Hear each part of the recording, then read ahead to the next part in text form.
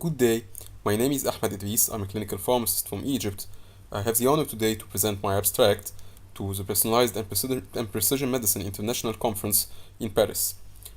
My abstract is a systematic review of genome-wide association studies evaluating the response to interferon beta in multiple sclerosis.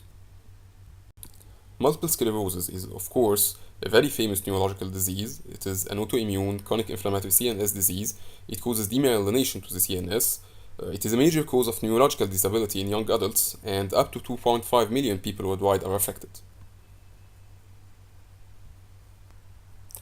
Interferon beta has been, of course, one of the mainstays of treatment for relapsing remitting MS for decades. However, the response rates to interferon beta vary among patients. There are relapse reduction rates ranging from 30 to 50%, which means that not every patient that we will give interferon beta will have a good response. And therefore, if we can identify and detect the genetic markers that control this response for each patient, we can then predict if the patient will have a good response or a bad response to interferon beta, and therefore either choose an alternative treatment or choose a correct dose of interferon beta to achieve a good response. This will help us achieve earlier control of of multiple sclerosis symptoms and progression, which improves the patient's quality of life, and of course helps us avoid unnecessary side effects of interferon beta or of other medications that can be used.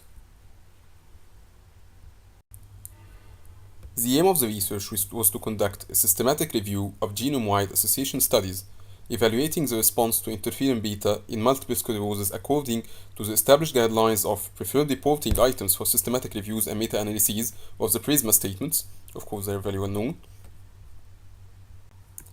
A search strategy was developed of PubMed, of GWAS Central, of Google Scholar, and manual search that looked for all published English language genome-wide association studies evaluating the response to interferon beta in multiple sclerosis during the years from 2000 to 2018.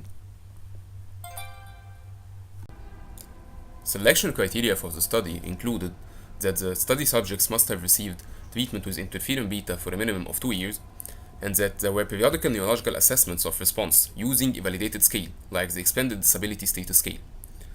Both criteria were chosen to ensure that there was enough time to judge the drug effect and the patient's response to the drug, and that this judgment was based on a validated scale. 7 studies were initially selected for review, but 1 was removed during the review process due to it not being a genome-wide association study. And there were several SNPs in genes potentially associated with response to interferon beta detected throughout the study. Of course, there are a lot of implicated SNPs that were detected throughout the studies to affect the response to interferon beta. Some of them are related to response, and some of them are related to non-response to interferon beta. Of course, they are displayed on the table.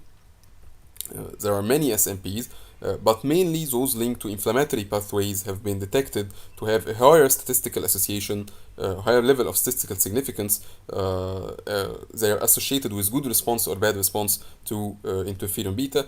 Some of the most prominent may be the SNP, the first SNP in the HLA region, the SNP in the TBXAS1 gene. There is the non-response SNP with the SLC9A9 gene. Of course, they are displayed with their position on the chromosomes. Of course, those SNPs are, as we said, mainly implicated in genes regulating inflammatory pathways.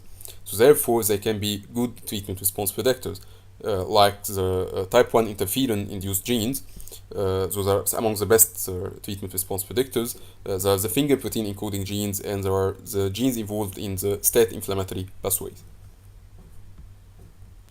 So we can conclude from this research that a multitude of genes, mainly genes involved in inflammatory pathways, may be important in determining the patient's response to interferon beta, which highlights the need for larger genome-wide association studies and with significantly larger sample sizes to validate the significant SNPs of genes associated with response to interferon beta in multiple sclerosis.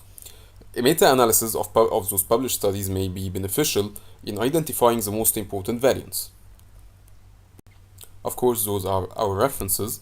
including, of course, the studies detected and used for the analysis for the systematic review. And thank you.